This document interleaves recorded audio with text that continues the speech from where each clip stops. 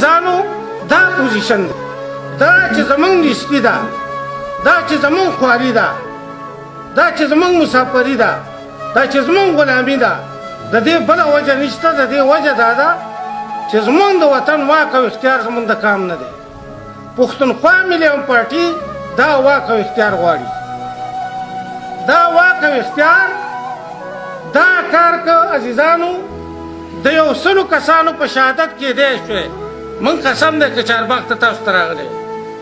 پښتونخوا پارټۍ کې سل کسان داسې شته چې دا واوري چې د دې وطن ازادي زما په مرګ ده. ما دا یقین دی چې دا ناست کسان به د ټول نه مخکې پاڅېدلي ول به دا کاکاجي پاڅېدلی چې د دې وطن دپاره ځان په شهادت رسوم، خو دا کام مې دې ازاد شي. سل کسان نه 1000 کسان به مونږ 1000 کسان به مونږ شهادت له ورکړو. که د یو 50,000 کسانو په جیلونو تلو کې دی هم به دا کار مونږ کړی او تاسو ته نه راتلو. 15,000 کسان شته په پښتونخوا پارټۍ کې چې مونږ جیلونو له لاړ شو، 14 کاله جیل وکړو او تاسو له وطن ازاد.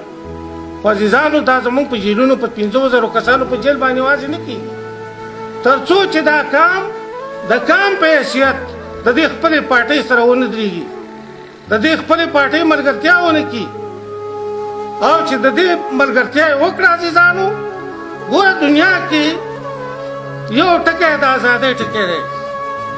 ازادي په ټولو مذاهبو کې، په ټولو دینونو کې، په ټولو قوانینو کې، په ټوله دنیا کې تر ټولو مقدس او تر ټولو چې کوم دی خوږ ټکی دی ازادي. ازادي هغه شی دی چې قانونه په خپل بچي حلالوي. دا بنګالیانو چې د پاکستان نه ازادي واخسته 10 لکه بنګالیان حلال شو که نه شو حلال پاتې. ازادي تر ټولو مقدس ټکی دی او غلامي چې کوم دی دا تر ټولو د نفرت وړ ټکی دی په دنیا کې. موږ دا وخت په بدقسمتۍ نه غلامي راته پاتې ده. دا غلامي ختمول غواړي.